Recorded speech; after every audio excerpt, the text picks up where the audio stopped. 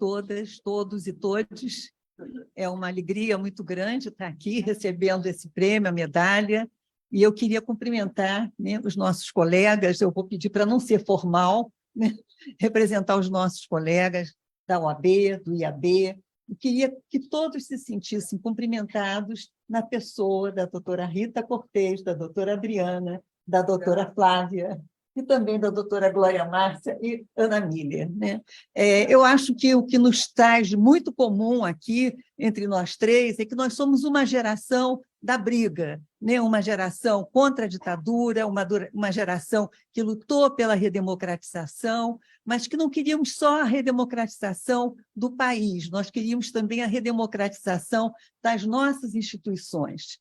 E foi nessa luta que Glória Márcia pontuou bem, que nós entramos na Ordem dos Advogados, né? No momento em que nós tínhamos um conselho majoritariamente, mais do que majoritariamente, um conselho quase que totalmente masculino, né? E a criação, primeiro, de uma forma informal, da Comissão da Mulher da OAB, né? E depois, de uma forma mais institucionalizada, se não me engano, Glória, você me corrige, na gestão do Cândido de Visneto, né? E a ordem, então, se abre para olhar para as mulheres que ali estavam. Como nós não éramos nem um pouco formais, eu acho que o que nos caracteriza também, né, é quebrar os protocolos, quebrar os parâmetros. Nós éramos contestadoras, né? E essa contestação é muito interessante. Eu vou contar um episódio que o Nilo Batista não está aqui, mas certamente ele vai se lembrar, né, onde, uma ocasião, entrevistando o Nilo, ele disse para mim: a ordem é bandeirosamente machista. Eu disse: Nilo, você acha? Então vamos lutar juntos para isso, né? E na gestão do Nilo Batista também ele nos deu muito apoio, apesar de que o presente que ele deu para a Comissão OAB Mulher foi uma caixa de costura, né, que nós colocamos em destaque a caixa de costura, né? E estamos costurando até hoje a nossa luta, os nossos direitos. E a OAB Mulher realmente foi um momento muito importante na nossa vivência como advogadas.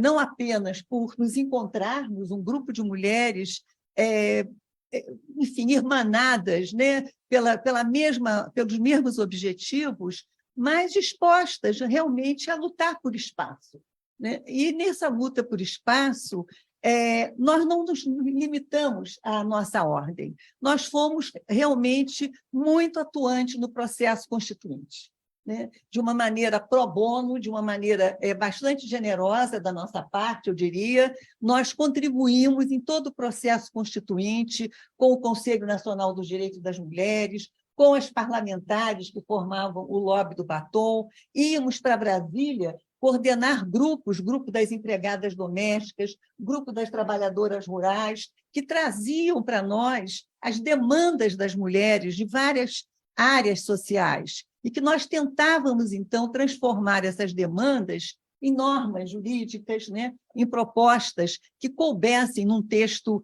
legal.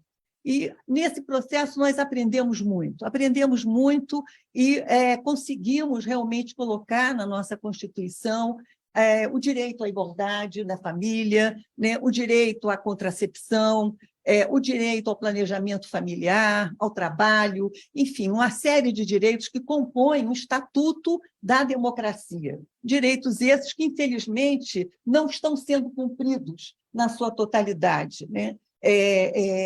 O doutor Luciano falava da questão da violência contra as mulheres, né? Os altos índices, né, de feminicídio. Isso, de alguma maneira, representa uma grande discriminação que as mulheres ainda sofrem na sociedade brasileira, e que a violência é o ápice desse conjunto de discriminações. E o que a gente percebe é que muitas coisas mudaram, né? Mas, e aí eu me permito ser crítica em relação a todos nós que estamos aqui, né? Isso que o Nilo Batista nos disse na década de 80 ainda está muito presente. A ordem ainda é muito machista, né? Por mais que os nossos colegas tenham propostas progressistas, avançadas, mas, infelizmente, a gente ainda encontra no nosso meio o machismo e o racismo. E isso, portanto, é um desafio, né, para a nossa corporação, né? Lutar contra o racismo, lutar contra o machismo, e como o colega disse, o doutor Luciano disse, não basta não ser racista, temos que ser antirracistas, antimachistas, ou seja, que a gente possa realmente ser devedor, né, desse ideal de democracia que nós temos. E eu gostaria também de concluir que o mesmo eu diria em relação ao IAB. Nós tivemos até agora 2 mulheres na presidência do IAB, né? Uma instituição secular, né? Uma instituição que se organiza no século XIX, que caminha, né? Que encontra a luta das mulheres pelo direito político, a luta das mulheres pelos direitos civis, a luta das mulheres pela igualdade na Constituição, né? Mas que, na realidade, essa luta precisa ser mais travada no interior das nossas organizações. Então, quando eu vejo a doutora Flávia presidindo a Comissão OAB Mulher, é uma alegria muito grande, né? Uma alegria muito grande de perceber que esses mecanismos de estreitamento da democracia estão sendo alargados, né? E a gente espera que isso amplie cada vez mais. Então, eu trago hoje, como a Glória falou, né, uma mensagem para as jovens advogadas e advogados, né? Eu acho que Mirtes Campos, Romi Medeiros da Fonseca e tantas outras companheiras que estivemos nessa jornada, nós esperamos realmente que a gente possa dar continuidade. Receber a medalha Mirtes Campos é uma grande honraria, né? E eu acho que a nossa geração de advogados, e aqui eu cito a minha filha, Mariana Basted, nossa colega advogada na área de família, feminista, antirracista, que tem realmente um compromisso, né, com essa luta que a gente vem travando, né, por tantas décadas. Então, eu agradeço muitíssimo o prêmio, né, vou colocar num lugar de destaque, e eu espero que, numa próxima oportunidade, a gente encontre toda essa mesa aqui com mulheres. Desculpe, nada contra, pessoalmente. Né? Obrigada.